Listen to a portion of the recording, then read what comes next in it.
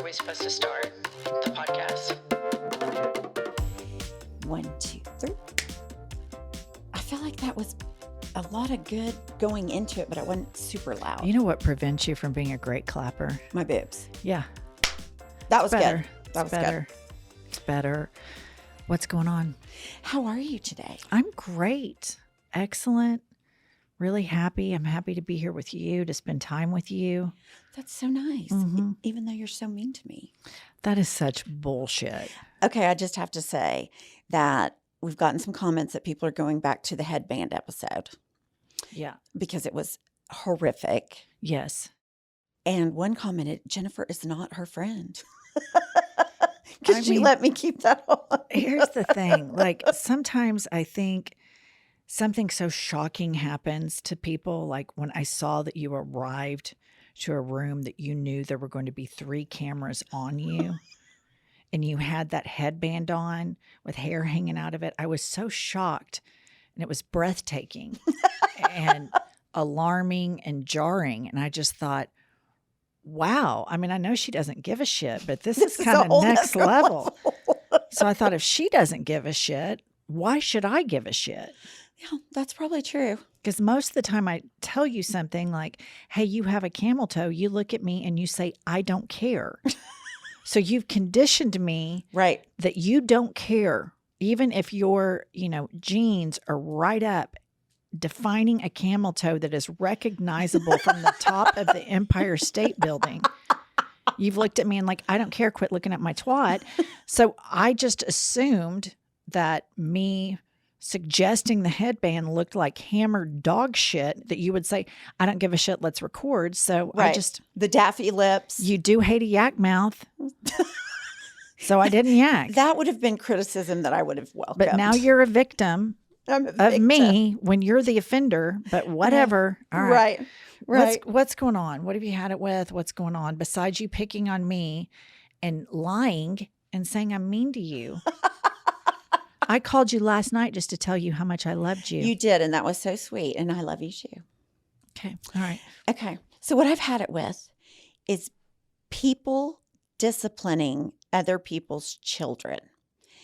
For example, I was reading an article in the British Mirror where this 65... Stop. We're just real quick. The last few times you've mentioned articles, it's like UK tabloid press. Since your ass went viral there, is this where you frequently read? Yes, I've gone completely British news because of the famousness of my ass. Okay. All right. Right. Proceed. Well, I watch BBC too. I do too. Okay, go on. Okay. We love you, UK. Okay, go on. So this woman was at a pub with her family. They'd been at the beach all day, and her kids were giggling, recounting some stories. And the 65-year-old man turned around and told her little child to shut up. I mean, I was jaw-dropped by that. I mean, that is horrible.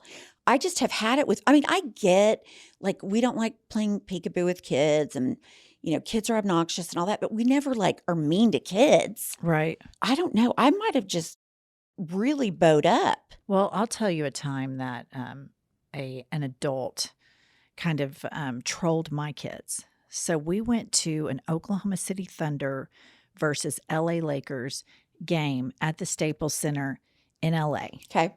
We're sitting courtside right behind the Thunder, and we're so excited to be there. My kids are like full-blown NBA obsessed. Right. Thunder's crushing LA. So this was a while ago. Yeah. So we're cheering, having a great time. My oldest son, Dylan, in particular, is like a walking Wikipedia Yeah, he is. of NBA stats. So Right. he's like in hog heaven. So he's cheering, jumping up and down. And this asshole, like 3 seats over, to Dylan, who at the time is like 14 or 15 years old. And Dylan's like going, yeah, let's go. Way to go, Russ. Come on, Thunder. I mean, just basic chants that Right. you would hear at a sporting event. This guy like loses his shit and he goes, oh yeah, Oklahoma City, fuck y'all. Fuck that. Do you see all those flags up there? How many rings you got? How many championships you got?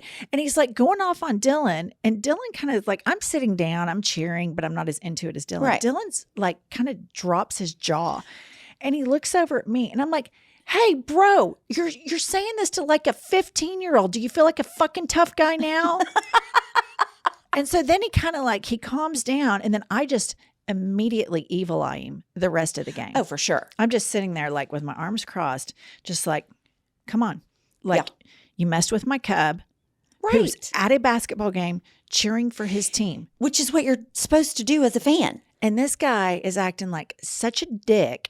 It's unbelievable. And let me just say that this guy for sure has never played a game of basketball in his life. Oh, for sure. They're the worst ones, I feel like. Resting heart rate 130, 140 possibly. And he's all wound up at a teenager. It was a big deal for us. Like, we went to the Staples Center. We followed the team. Like, we were so excited. And this guy, you know, is just such a dick. So I've experienced that before. However, I will say I've wanted to tell a lot of kids to shut up in person. I've wanted to tell 1,000 kids to shut up in person, but I don't do it because they're kids. Right. And typically, especially with a smaller child, like the situation with Dylan, it sounds like he was a butthurt loser, period, full stop, because you're at a sporting event. You're supposed to be loud. Right. But I think somebody that just goes bananas on a kid, the problem is not with the kid. If the kid's acting up, it's the parent's problem, then they're not taking care of it. Right. But in a situation where your kid's just being a normal kid, I just think that's horrible. Yeah, most of the time I'm anti-kids, like in the instance where playgrounds are being taken over by pickleball players. Right. I'm pro pickleball players. Kids being assholes on airplanes, I'm pro whatever we have to do to shut them up. In this instance, I'm going to be pro kids. But you would not, even on a plane, if a kid kicked your back the whole time, you would not say one word. I would. No, I have. But you wouldn't be ugly. You wouldn't say shut up. But I have had kids kicking me, and I turn around and I say, hi, do you mind not kicking the back of my seat? I'm trying to take a nap. Right. Which I think that's entirely appropriate. Right. But I'm just saying, like, you would never say shut up, even to your own kids.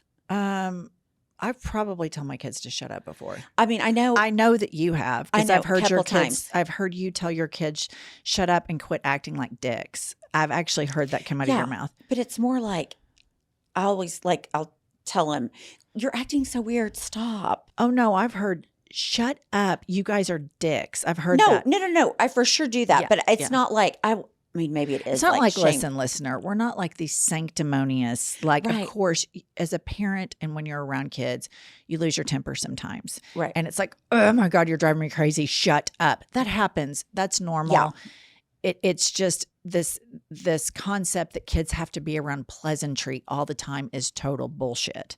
It's total bullshit. You haven't lived by it.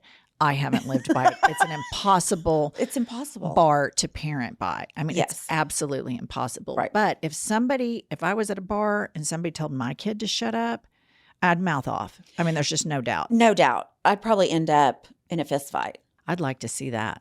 I don't think I'd be very good in a fist fight. I think I'm a lot of big talk. Yeah. But I think if somebody hit me, I would just be like crying in the corner. So, Janine, what have you had it with? I have had it with the absolutely psychotic, hypocritical, schizophrenic driving patterns of myself. I'm pretty bad about it too. Let me give you an example. I am driving here and there's a person that's making a left turn at an unprotected green light. So it's not a green arrow, it's just the green light. So their oncoming traffic can come and they have to turn when there's an opening. Right. I immediately feel like the person that's making this left turn, because I'm going straight, is doing it on purpose. Right. To make me late and to piss me off. Right. I feel like, God damn it, you just have to take a fucking left turn and I'm in a huge hurry. And I think that they have literally, this person that doesn't know me. Right. That doesn't know that I'm behind them. Correct. Is intentionally taking this left turn that takes a long time to take just to dick me over. Personal. What about that personal attack? What about that level of narcissism when it comes to driving? Another example is like I can somebody can be on their phone at a stoplight, and I just simply don't use my phone when I'm in the car. I think it's selfish. I think with, all the accidents that can happen, I'm just like, I'm not using my phone in the car. So somebody's on their phone at a red light turns green, 3 seconds pass. And so I'm laying on the horn. Yeah. And then they're like, I'm sorry. And I'm like, yeah, get off your phone. I'm saying this in my head, like, fucking schmuck. I mean, come on, let's go. If I'm the person that's in front of them and I'm like daydreaming, listening to a song, looking out, and they have to honk at me, then complete opposite reaction. I'm like, hey, calm down, cool your jets. It's not that big of a deal. It was just 2 to 3 seconds. I am a fucking psychopathic, schizophrenic, hypocritical driver. Everything that I get irritated at, I do. Yeah. Everything I do, I get irritated at when other people do it. So I've had it with the schizophrenic impulse, psychoticness of myself when driving automobiles. No, I think that is relatable. This morning I was going downtown to the courthouse, and exact same thing happened. The person in front of me was on their text. The lights were turning green. Right. And they were sitting there. I blew my horn 3 times in 4 blocks. Yeah. So, I mean, and then the next thing I know, I'm sliding into the other lane because I'm looking at something on my phone, which I'm super guilty of. I know you're not guilty of it, but I personally am the worst about using my phone. Like if I'm sitting at a stop sign, I do it all the time where somebody has to honk at me, but it makes me crazy. Like I want to give them the double birds, right? Tell them to go fuck themselves.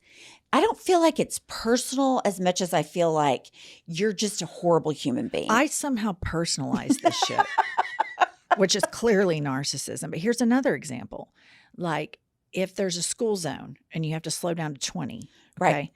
Right. If the person in front of me slows down to 19 to 20, in my mind, I'm like, oh, look at the show off. Look at the rule follower. What a fucking dork. What a loser going 19 to 20 in a school zone. You just don't want to hit a kid. Right. So then if I'm not in a hurry and I'm listening to a great song and then the school lights are on and I decide to be a rule follower, I think, boy, am I just an upstanding citizen in this. I'm crushing this fucking school zone. I'm a fucking psycho. Yeah. I think driving brings out like really bad in all of us, especially the school zone, because if I'm in a hurry, I'm just like you. I am like topping it out about 30, furious at the person in front of me. Yeah. But if I'm not in a hurry, if I'm like running early to something, then I'm the slowest person. And I think, oh, I bet the people behind me are in a hurry and hate my guts. But I never think about other people's feelings when I'm driving. That's what I'm saying. Like there's a narcissism in that. Yeah, no, I do. Now, let me just say, like if I'm on the highway, I am not going to grandstand in the fast lane. I only use that for passing. Right. I'm not going to be one of these people that does, the speed limit in the fast lane. No, Talk I hate about those a people. Fucking dork. Who goes the speed limit in the fast lane on the fucking highway? Dorks and losers. Right. No one on the planet Had it. Except I always think the person's got to be like old, like grandma. No, I pass these people in the slow lane and I look and it's all types of people. It is not, I love to blame shit on older people. This is not the case because I've seen, 80-year-olds pass me. Right. So this is not the case. There are offenders, stupidity across the age gap on this. This is not an old person problem. And here's what I don't understand about people that pass in the slow lane. You're in the fast lane. You're passed in the slow lane. Is that not a moment of self-awareness? Apparently not. Apparently not. Like I would think, oh my God, I should probably get over. People are passing me from the slow lane. Mm-hmm. But no, they just keep on keeping on. Well, I would like to welcome everybody to I've Had It podcast. This is a podcast where we are getting to the deep, dark bottom of all the shit that's wrong with people. While also understanding that we are offenders. Complete hypocrites on basically every episode, every issue that we bring out.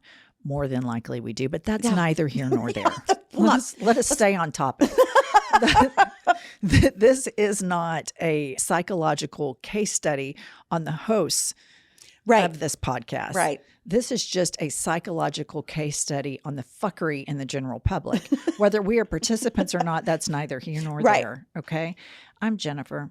I'm Angie. We call her Pumps. And I'm just going to say I do stand by that she is the star of the show. Even though there's lots of comments for you to be the star.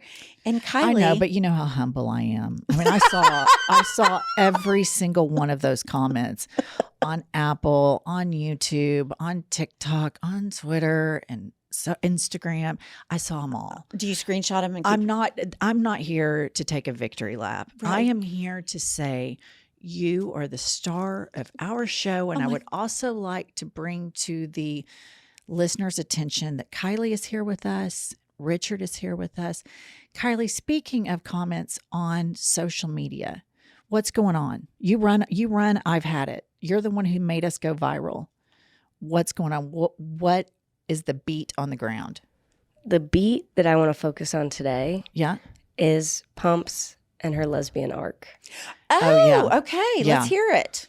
We got a tweet yesterday from @SharkBit @I've Had It podcast. Jennifer and her lesbian friend Pumps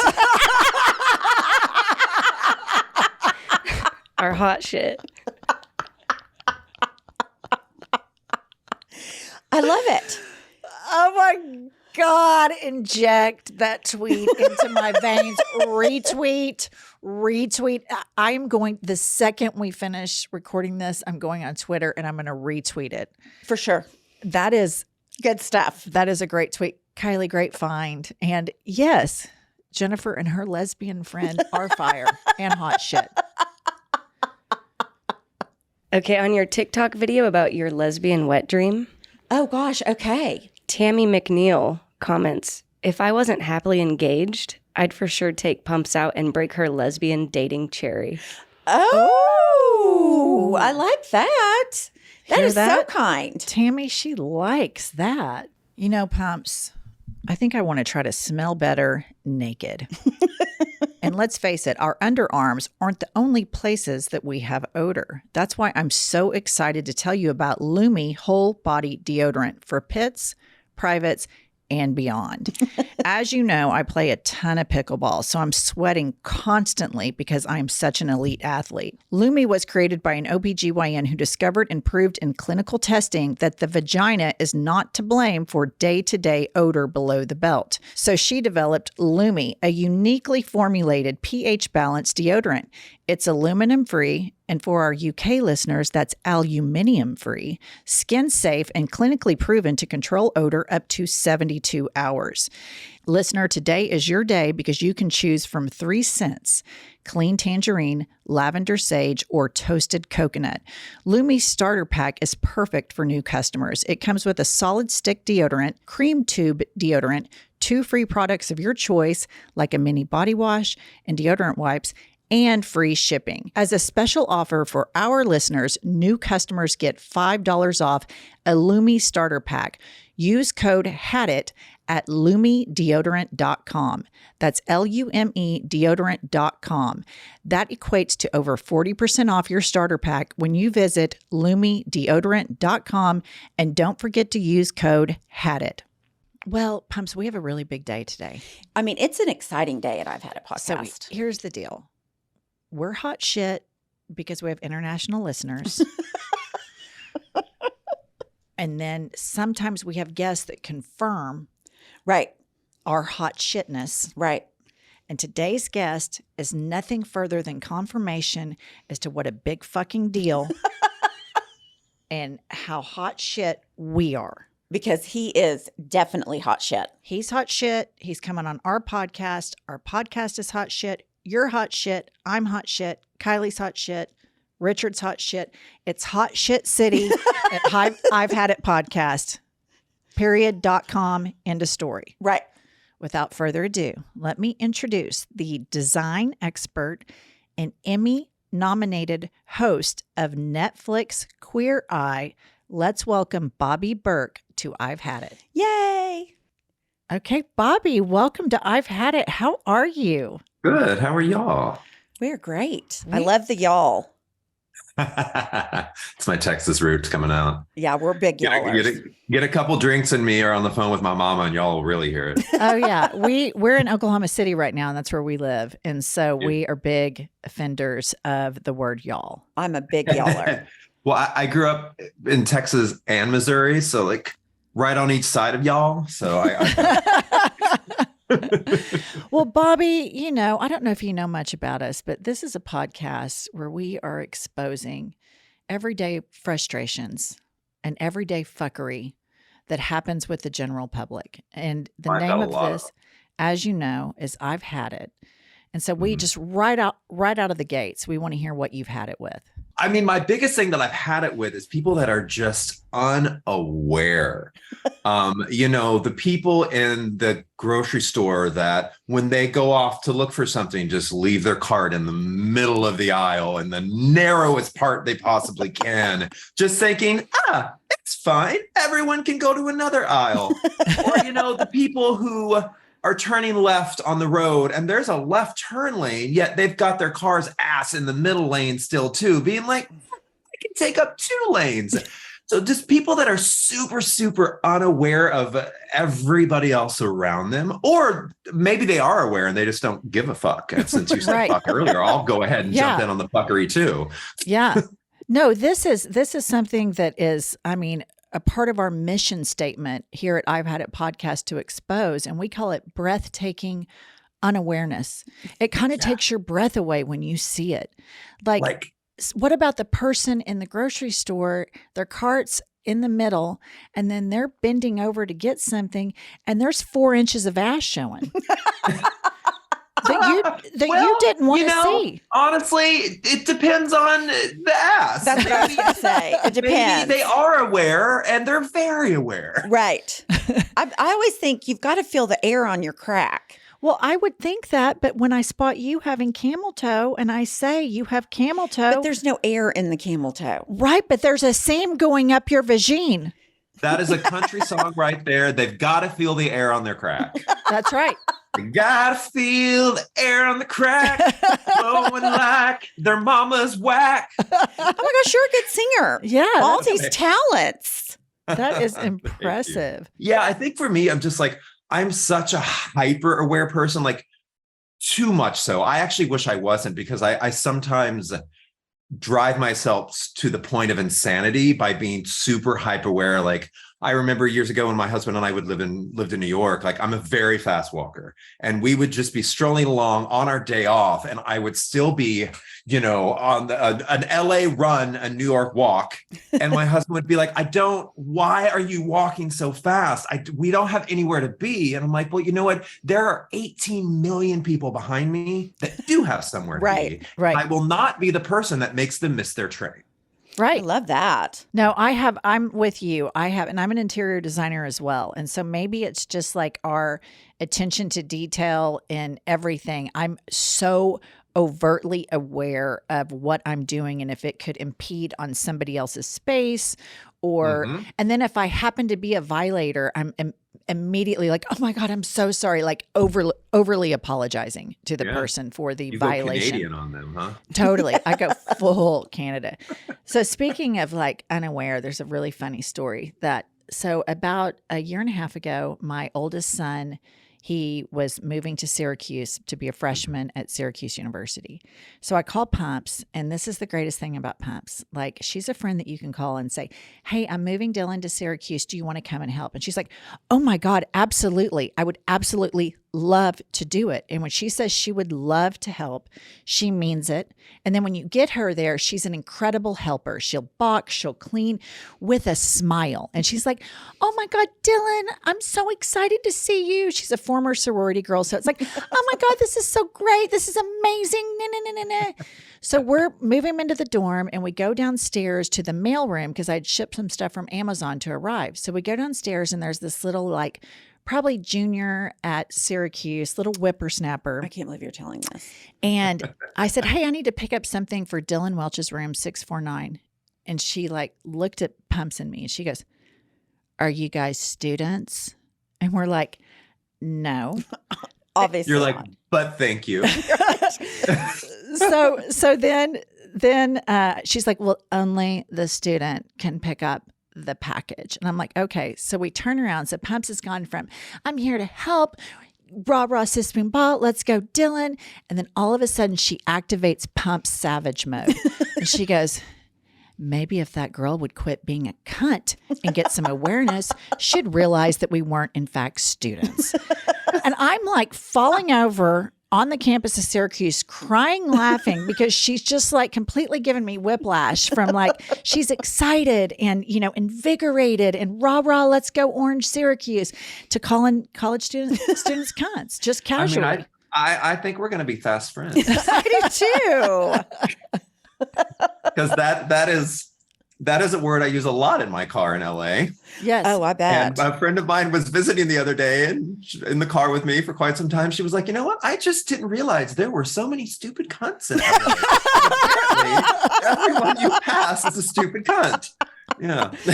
Oh, I have my 18-month-old, my youngest child, he was 18 months. We were going into the doctor's office and I stopped to let people go and he goes, go, stupid, go. And I was like, oh gosh, he's heard me say that, calling everybody stupid. I mean, he was just so happy to call him stupid. Barely could talk, but able to say stupid. Yeah, I just the idiots on the road. Again, it's just people that they think they're the only person on the road and that nobody else has anywhere to be but them. Yes. The other day, I was on the way to a doctor's appointment and there was a car broken down on the right lane. So I was trying to get over in the left lane and also to get out of the way of people who were trying to turn right at the street before. And there was this woman with a full car length in front of her, making it impossible for me to scoot over in the left lane. So I did the polite little like beep, beep, like, hey, but you probably don't notice that you have a full car length.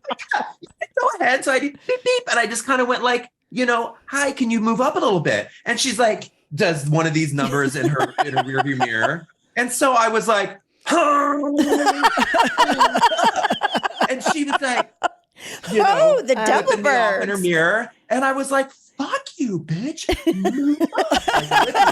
And so she was like, and she gets out of her car. And so, of course, I instantly pick up my phone and I start recording her. And she's like, I'm calling the police. And I was like, you're calling the police?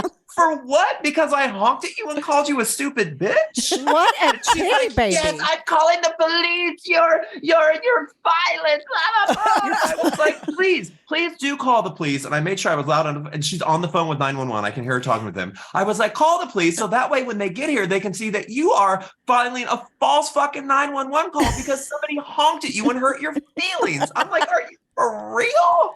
And the person on the other line clearly was like, man, what's going on? And she was like, no, he's being violent. He's being violent. He didn't just honk at me. This is So what finally, we It's a bitch right there. maneuvered my car enough out of the way to just go to my appointment, but she made me late. This is what we call a titty baby. I mean, Right. this is a titty baby. She was not paying attention to how much space she had. She's spatially unaware, which is unacceptable. You remind her, you know, let's nudge forward. And then all of a sudden she's a victim. And then just the histrionics of calling the police.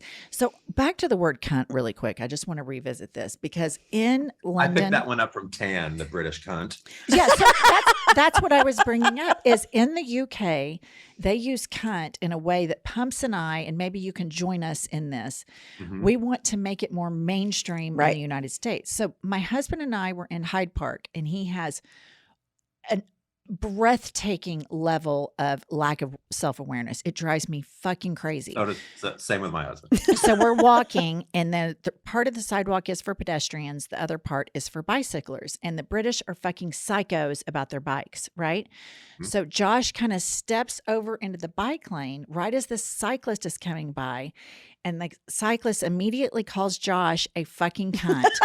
And I was like, I love this city. I love this country. What a move here. Long live the king, long live the queen. What do I need to do? I mean, I immediately was like, I fucking love these people. I mean, I didn't think like, oh, I've got to defend Josh. I was like, he is a cunt. I appreciate that. It was a totally like unaware move on his part. I loved it. Tan, I remember the very first day of auditions, he kept using cunt this, cunt that. And finally, I like pulled him aside and I was like, girl, I'm like, you have got to stop saying cunt so much. This is not the UK. Like, that is a word. Like at that point, like where we were doing auditions, like the whole panel we were in front of was all female. And I was like, some of them might be cool with it, but some of them might be getting really offended. And I'm like, your cute little British accent only goes so far when you use it every other. I love that. Okay, I want to talk about next something that when I read your bio that I think is super duper interesting. So you were raised in the Bible Belt in a very religious culture. And obviously we live in the Bible Belt, and I was raised with like no religion at all, which is very strange for somebody. I know. It was very, very awesome. But lucky you to not have like been indoctrinated and guilt and like all this weird stuff impressed upon you as a child. Yes. But one thing that I have always found so disturbing living here. So I had a friend about 15 years ago, and I didn't have kids at the time, but she did. And it was very obvious to me that her son was gay, and he was like 10 or 11, but she was pretty religious, and it was kind of overtly religious. So she said to me one time, we're having coffee, and she's like, I've just told him, if you ever think you're gay, that's just the devil. That's just Satan. And I said to my friend, that's kind of child abuse to say that. Like, you shouldn't say that to him. Like, threaten him with that. I think that's really damaging. I heard that all the time growing up, but yeah. Really? I want you to share with our listener a little bit about your childhood and your journey. And one question, because I want to ask it now in case I forget. After you went through what you went through in your childhood, do you think that your homosexuality saved you from that kind of life that you could have had? And you can get to that answer as you tell us about your story. Did it save me from still being in Mount Vernon with like 9 kids and a wife I hate? Absolutely.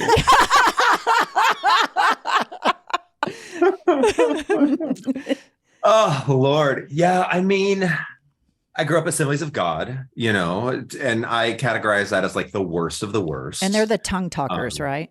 Exactly. Okay. Exactly. They're the Pentecostal denomination that they even think Baptists are going to hell. Oh, wow.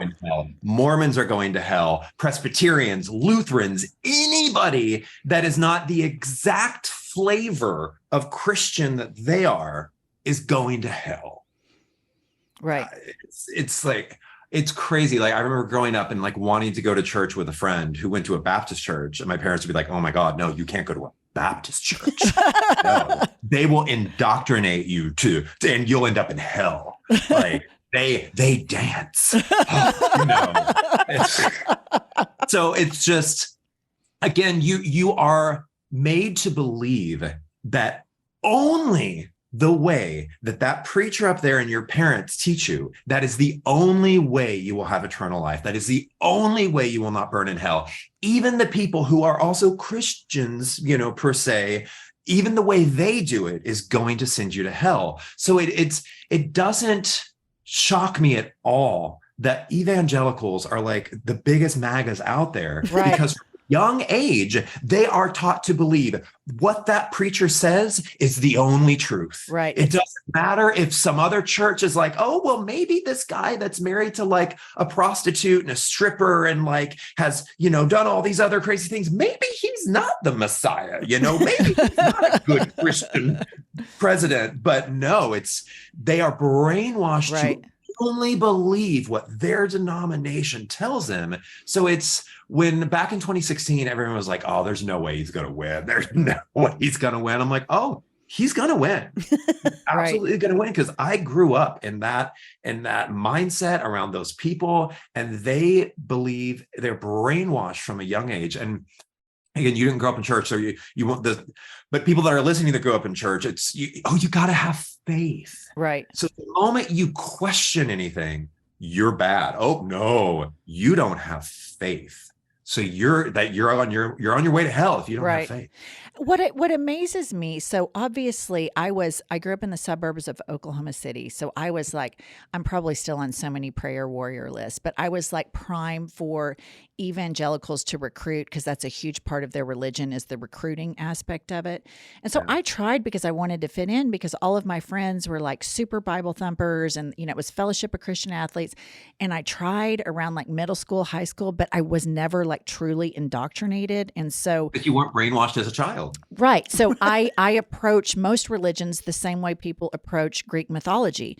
They all equally sound kind of ridiculous, like Noah and being 900 years old, kangaroos No, that was hopping to get on. that was Methuselah, and he was 969.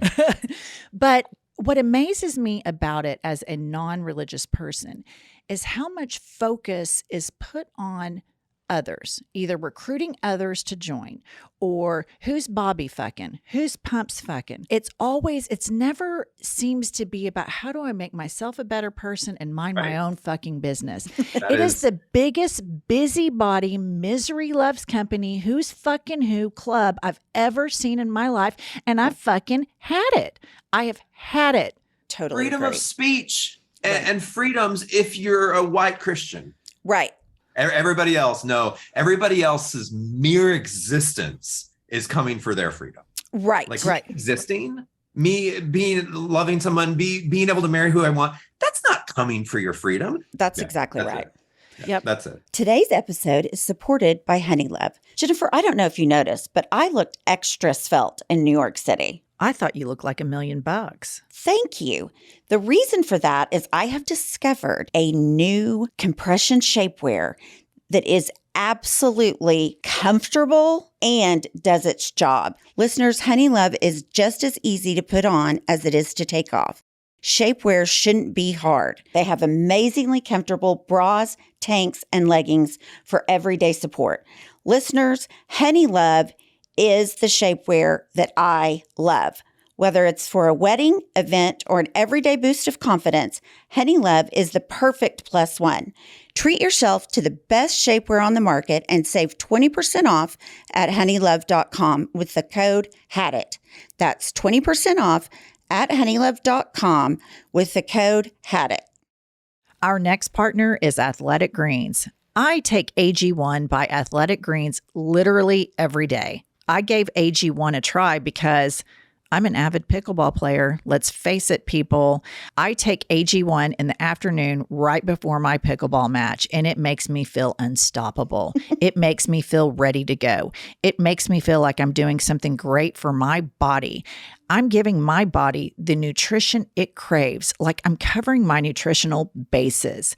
It is the healthiest thing you can do in under a minute. AG1 gives you increased energy and mood support and makes it easier to live your best life, and in my case, to be the best pickleball player. If you're looking for an easier way to take supplements, Athletic Greens is giving you a free 1-year supply of vitamin D and 5 free travel packs with your first purchase. So go to athleticgreens.com/hadit. That's athleticgreens.com/hadit. You got to check this stuff out, listener. Now let's lighten it up a little bit since we've solved the country's problems. Thank you, Bobby. Okay, Bobby, it's time to play our game. Had it or hit it. Oh my God. Welcome to Had It or Hit It. I would hit it. Had it. Had it. I hit it every day, sometimes twice a day. Had it or hit it. Silk flowers. Had it.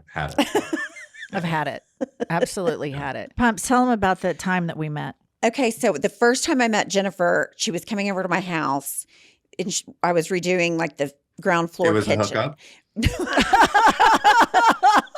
She wanted it to I be. wanted it to be.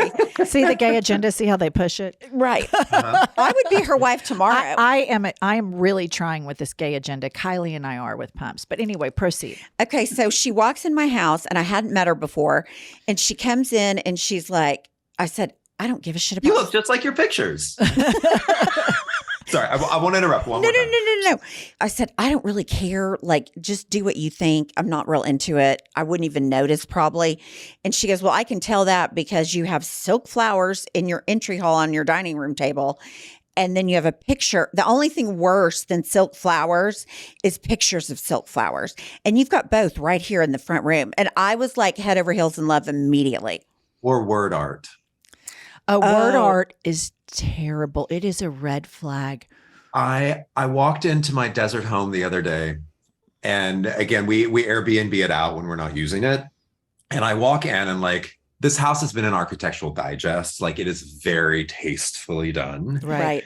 Walk in the kitchen, and on the ledge above the stove, there is a word art that says "laugh." Oh, That had it. some guest had brought and put it up there, and the management company just left it there, thinking it was part of the decor, even though they're there multiple times a week and should know better. And I walked in and I gasped. I was like, a big gay gasp, like, and I went over and I grabbed it and I threw it in the trash. No, it's word hate word art. I cannot stand. I hate the hashtag blessed or the use of the word blessed or blessed blessings. It No, makes except unless it's in the sentence, bless your heart. That's no, correct. I do love that. That's correct, which is also go fuck yourself, as the three of us know. But when people say, we are so very blessed, I'm just like, shut the fuck up. I've had it. And word art is awful. Okay. Had it or hit it. Hit it, meaning you will love it, Bobby. Starbucks. Hit it. Yeah. Although I think yesterday was the first time I'd had it in months. I don't drink a lot of coffee anymore. Oh. I used to.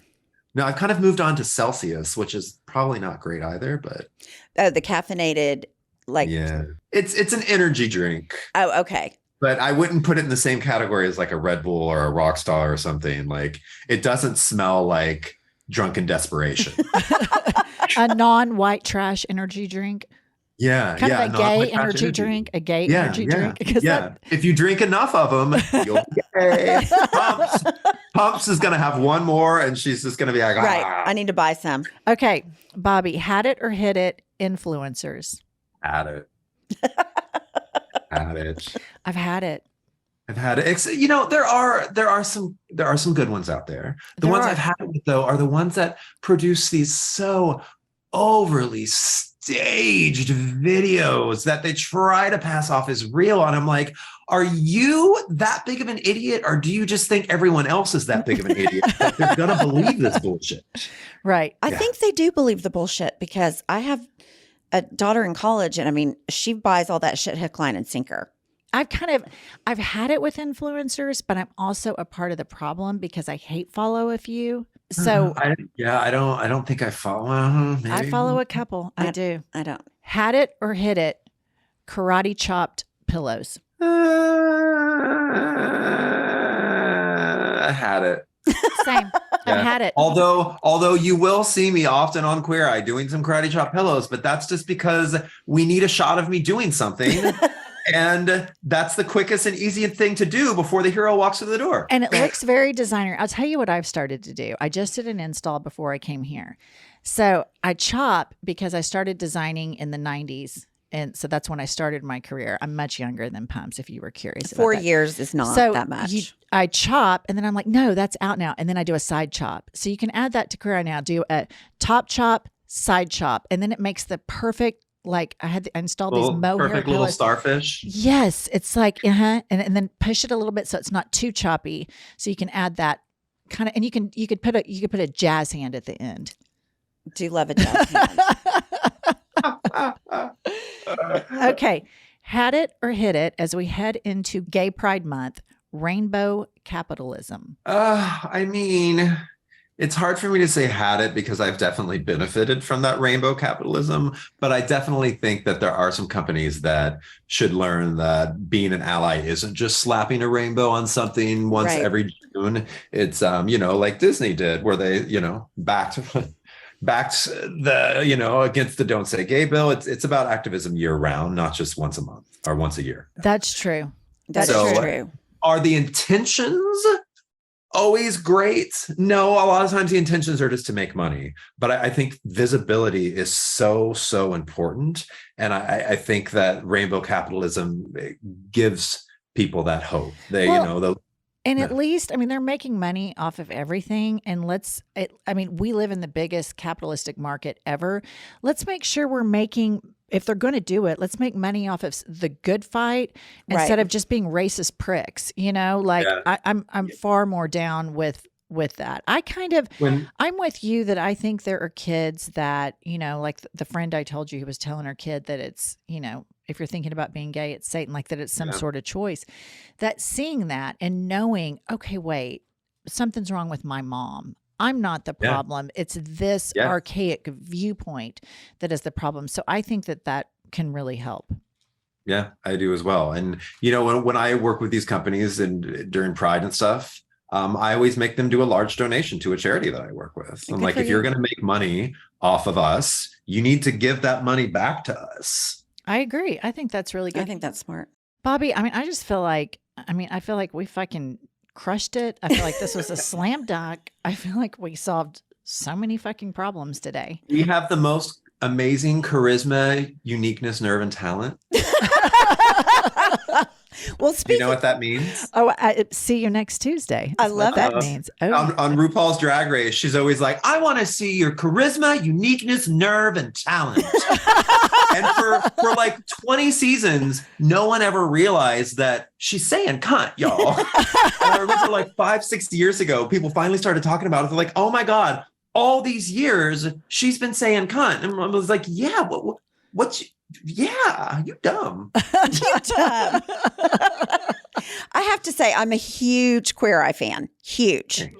And I'll tell you what, like, I was thinking about why do I love that show so much? Because I'm not a crier at movies or anything. I'm hard pressed to cry. But when I watch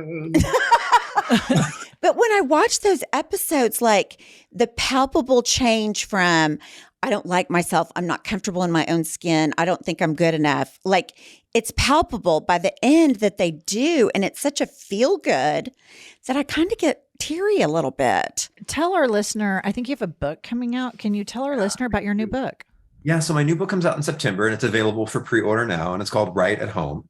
For years, people have been like, oh, you should do a design book or you should do a memoir. And like, when I do things, I want to do things to help people. And design books are beautiful. Don't get me wrong, but design books are expensive to produce. Right. Thus, they're expensive to sell. So, pretty coffee table design books, not everybody can afford. And a pretty design book doesn't always necessarily really help people. So I decided to write a book about the intersection of mental health and design and about how your home really affects every aspect of your life. And we dive into color theory and light and feng shui and organization. And we really talk about how each and everything in your home, it really does affect your mental health. Like your home is like your phone charger. If you don't plug your phone in at night or that cord has a short in it, your phone's not going to make it through the next day because it didn't get fully charged. Right. Your home is like your charger. You've got to really get fully charged when you're at home. So that way you can make it through life. Right. And that's what the book is all about, teaching people how to figure out what their style is and how to be okay with the fact that your style is your own. And it doesn't have to look like a magazine. It doesn't have to be what designers say it is. It's about putting things in your home that make you happy. I love that. I completely agree. And I get interviewed, from time to time by interior design magazines, and they'll say, what are the hottest trends? I hate that question. I hate that question because number one, it's a trend. So I don't want to promote it because it's not going to be in for very much longer. And secondly, I always tell my clients, let's do what looks good and feels good for you. Like that's what's going to look best in this situation. So I'm so glad that you're addressing that because I think so many people, when it comes to projecting their personality and how they feel onto their home, it's very emotional.